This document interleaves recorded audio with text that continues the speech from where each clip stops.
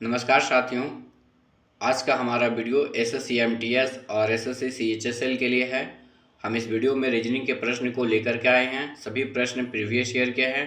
आज का प्रथम क्लास है इस एसएससी एमटीएस के लिए और सीएचएसएल के लिए। तो चलिए हम शुरू करते हैं प्रश्न को। देखिए, हमारा पहला प्रश्न है, अंग्रेजी वर्णमाला में आपके बाईं ओर से 10वीं अक्षर के दाईं ओर चौथा अक्षर कौन सा होगा। प्रश्न इंपॉर्टेंट है। सबसे पहले अंग्रेजी वर्णमाला यानी कि ABCD आपको पता ही है 26 अक्षर के होते हैं। तो आपको यहाँ पर से लिखना होगा। थोड़ा सा स्टार्टिंग में प्रैक्टिस करने के लिए आपको तो लिखना ही पड़ेगा, नहीं लिखेगा तो फिर बनेगा नहीं।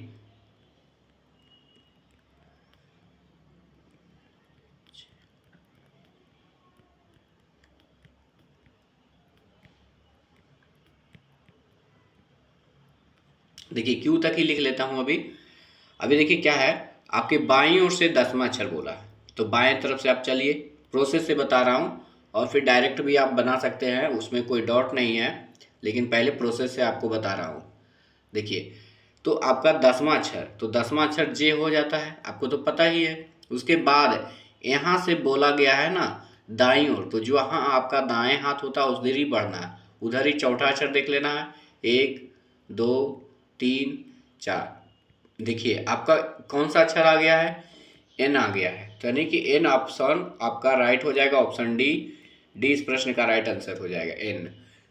देखिए डायरेक्ट कैसे बनाना है, तो जब एक ही तरफ बोले तो 10 और 4 दोनों को जोड़ दीजिएगा तो कितना हो गया, 14। तो 14 किसके नंबर पे आता है, तो एन का मान होता है ना 14। देखिए डायरेक्ट भी हो गया, तो इतना करने की जरूरत नहीं है, आप डायरेक्ट भी इसको निकाल सकते हैं। 10 और 4 14, 14 को भी आप लिख सकते हैं, लेकिन ये कब होगा फॉलो, जब आपका 26 के अंदर ही आएगा तब। ठीक है, चलिए हम बढ़ते हैं अगले प्रश्न की तरफ। देखिए अगला प्रश्न है, रमेश 40 छात्रों की संख्या में शीर्ष, सॉरी यहाँ पे सिरे नहीं होगा, शीर्ष होगा, ठीक है ना। शीर्ष बोले तो सबसे ऊपर, सॉरी। देखिए शीर्ष से छात्र समीर से 5 स्थान नीचे है। तो देखिए समीर सबसे ऊपर में है, इससे 5 स्थान नीचे जो है आपका कौन है, रमेश है। कितना स्थान नीचे, 5 स्थान नीचे, ध्यान दीजिएगा। तो यानी कि रमेश छठा स्थान पे है। समझ में आ रहा है ना, समीर से 5 स्थान नीचे है तो रमेश कैमा स्थान पे हो गया, छठा स्थान पे हो गया। और उस क्लास में टोटल 40 बच्चा है तो छठा स्थान पे ही है, तो नीचे में 34 बच्चा है। रमेश के नीचे कितना बच्चा है, 34, क्योंकि टोटल छात्र कितना है, 40। समझ में आ रहा होगा।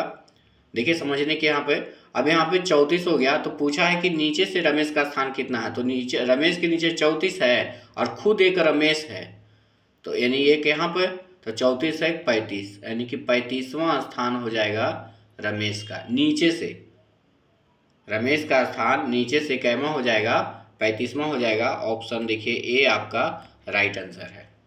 चलिए देखिए प्रश्न है, अगला प्रश्न है, यदि किसी माह की 10 तारीख शुक्रवार के 2 दिन बाद पड़ता है तो उसी महीने की 20 तारीख को कौन सा दिन होगा। प्रश्न इंपॉर्टेंट है। तो यहाँ पर देखिए सबसे पहले हम लिखेंगे फ्राइडे। फ्राइडे के 2 दिन बाद, कितने दिन के बाद, 2 दिन के बाद क्या है, 10 तारीख है। कितना तारीख है, 10 तारीख है। शुक्रवार का तारीख है हमको मालूम नहीं है और जानना भी नहीं चाहते हैं, लेकिन ये बताया कि शुक्रवार के 2 दिन के बाद 10 तारीख बोल रहा है, तो यहाँ पे 10 तारीख हो गया। यानी शुक्रवार के बाद शनिवार हो गया, ये सैटरडे, और ये आपका संडे हो गया, तो ये आपका क्या हो जाएगा, मंडे। यानी मंडे को 10 तारीख है। अब देखिए 20 तारीख को पूछा, इसी महीने की 20 तारीख को, तो यानी कि हम फिर इसमें 7 दिन जोड़ देते हैं, यानी कि टोटल 17 तारीख को भी मंडे होगा, क्योंकि हर एक 7 दिन के बाद वही दिन आता है, ये आपको ध्यान में रखना होगा। फिर देखिए इसमें 3 दिन जोड़ दीजिए, क्योंकि 10 और 7 17 हो गया, उसी महीने की 20 तारीख को पूछा है ना, इसीलिए ये 10 तारीख हो गया। आपको 20 तारीख निकालना, ना कि 10 से 20 दिन जोड़ना है। ध्यान में ये मत रखिएगा कि 10 के बाद हम 20 दिन जोड़ेंगे, ऐसा नहीं, हमको 20 तारीख का निकालना है। तो इसीलिए आपको 7 हो गया, फिर हमें 17 दिन हो गया, फिर यहाँ पे 3 जोड़ देंगे तो आपका 20 तारीख निकल जाएगा। तो सोमवार के बाद 3 जोड़ दीजिए, तो हो गया मंगल बुध बृहस्पति, यानी कि आपका ट्यूसडे आ गया, वेडनेसडे आ गया, और ये आपका थर्सडे आ गया। यानी कि ये आपका जो 20 तारीख जो है वो आपका बृहस्पतिवार पड़ेगा। याद रखिएगा, ऑप्शन डी में देखिए आपका राइट आंसर है। चलिए हम बढ़ते हैं अगले प्रश्न की तरफ।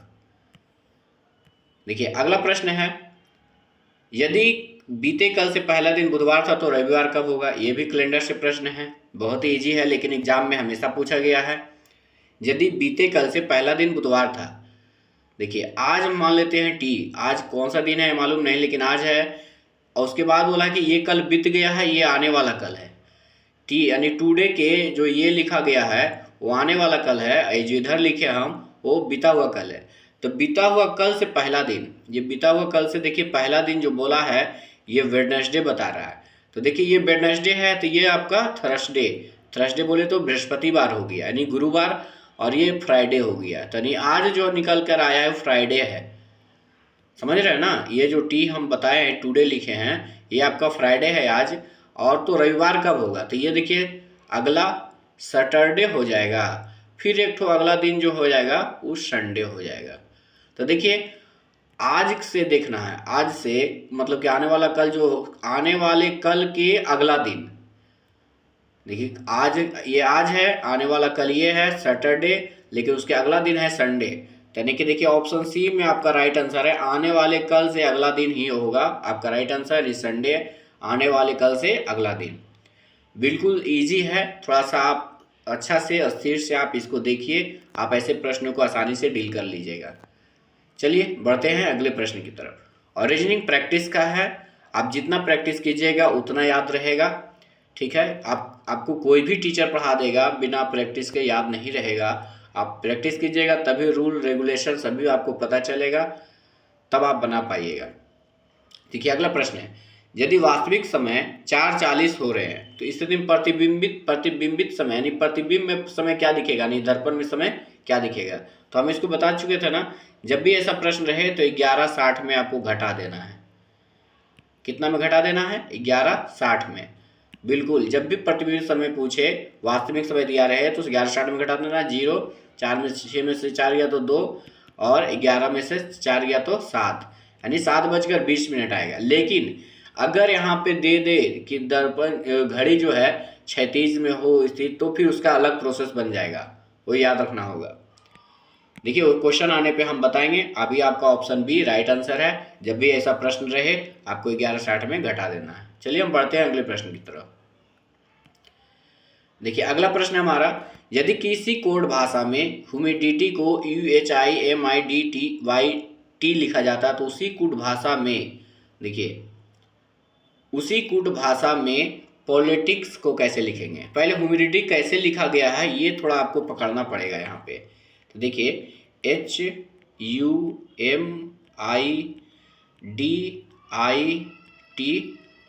है। अब इसको कैसे लिखा है इसके नीचे लिख दीजिए, UH तभी पकड़ा जाएगा, फिर IMIDYT, क्या कुछ भी देखिए पकड़ा गया, खुद जैसी लिखे वैसे ही पकड़ा गया। HU को उलट दिया है, देखिए UH कर दिया, MI को उलट दिया है, IM कर दिया, DI को उलट दिया है, ID कर दिया, TY को उलट दिया यानी कि YT कर दिया, यानी कि पेयर बना करके, जोड़ा बना करके सबको उलट दिया है। पॉलिटिक्स को इसी कर दीजिए ना, तो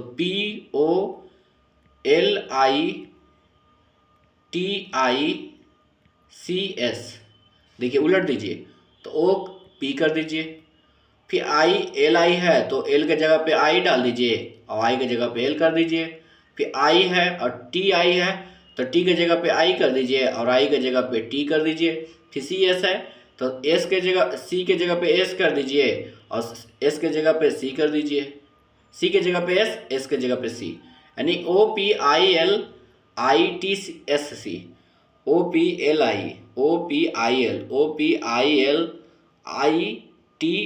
ऑप्शन देखिए ए आपका राइट आंसर हो जाएगा। बिल्कुल आसान है प्रश्न, इसमें घबराने की बात ही नहीं है, आप प्रैक्टिस कीजिएगा इजी हो जाएगा। देखिए अगला प्रश्न है, यदि किसी सांकेतिक कूट में रीजन को 6 लिखा जाता है, रीजन REAS1 है, 6 लिखा जाता है तो गवर्नमेंट को क्या लिखेंगे। देखिए जब भी यहाँ पे 6 की जगह पे कोई बड़ा सा डिजिट रहता है, 4 अंक का 5 अंक का, तो हम जोड़ने के प्रोसेस करते हैं या गुना करने के प्रोसेस करते हैं।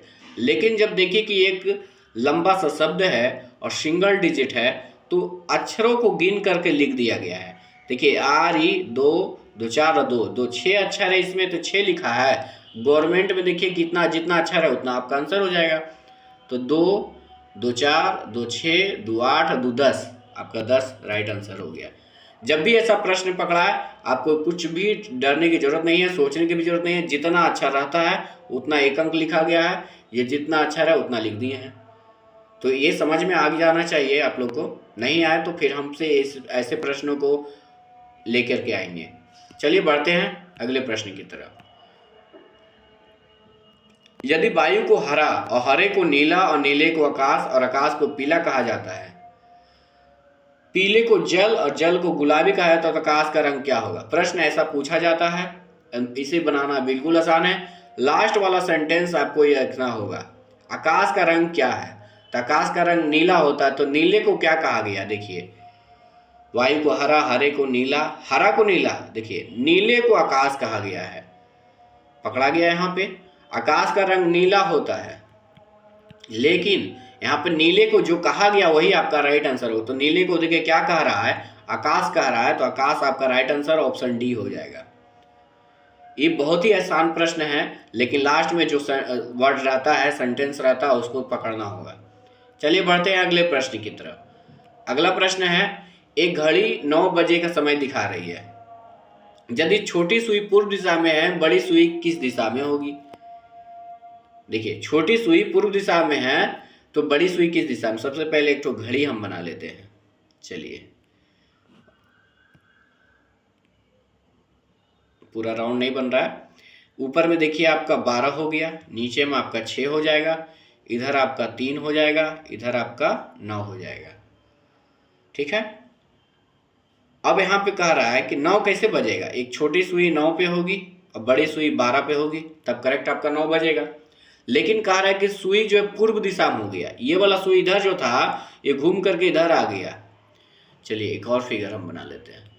अब जो छोटी सुई हमारा था वो आ गया इधर, तो बड़ी वाली जो सुई ऊपर रहेगा वो भी दिशा परिवर्तन कर देगा, तो किधर आ जाएगा? नीचे। समझ में आ रहा है ना? दिशा परिवर्तन कर रहा है अपोजिट का। पूर्व, पश्चिम से पूर्व जा रहा है तो उत्तर से तो दक्षिण आ जाएगा। इसलिए इस प्रश्न का राइट आंसर आपका क्या हो जाएगा? साउथ यानी कि दक्षिण। देखिए ऊपर में नॉर्थ, ये तो आपको पता है, क्योंकि ये सब अगर नहीं पता है तब तो फिर बहुत बड़ा मुश्किल हो जाएगा ऐसे प्रश्नों को समझने में। ठीक है। अगर ये सब की जानकारी नहीं है तो एक बार कमेंट करें, हम एक बेसिक वीडियो बना के देखें, बताएंगे आपको। चलिए हम बढ़ते हैं अगले प्रश्न की तरफ। अगला प्रश्न है हमारा 80 40 20 और एक क्वेश्चन मार्क 3 वाट यानी कि सीरीज का एक प्रश्न है। देखिए 80 को क्या किया? 80 से 40 किया यानी कि 2 से भाग दिया। 40 से 20 किया यानी 2 से भाग दिया। तो 20 में भी 2 से भाग दे दीजिए, तो कितना हो जाएगा? 10। 10 के भी 2 से भागा देकर देखिए 5 लाया है। तो यानी कि यहाँ तक लाने के बाद भी अगला रूल फॉलो करना चाहिए, नहीं तो आपका ऑप्शन गलत हो जाएगा, आंसर गलत हो जाएगा। तो देखिए कितना आ जाएगा? यहाँ पे 10 आ जाएगा। ऑप्शन सी आपका राइट आंसर है। बिल्कुल आसान था, ज़्यादा इसमें सोचने की जरूरत नहीं थी। और आपका टोटल प्रश्न कंप्लीट हो गया है। तो वीडियो को एक बार लाइक ज़रूर करें, और अगर आप चैनल पे फर्स्ट टाइम हैं तो सब्सक्राइब करें। आपका एग्ज़ाम तक ये एसएससी CHSL और SSC MTS के लिए प्रीवियस ईयर के रीजनिंग के प्रश्न और सिलेबस आधार पे जो प्रश्न पूछे जाएगा, नए प्रश्न में, नए सिलेबस में जो दिया है रीजनिंग को, वैसे हम प्रश्नों को हम लेकर के आएंगे वीडियो में, आपका प्रैक्टिस डेली कराएंगे। चलिए तो फिर मिलते हैं नेक्स्ट वीडियो में, तब तक के लिए जय हिंद।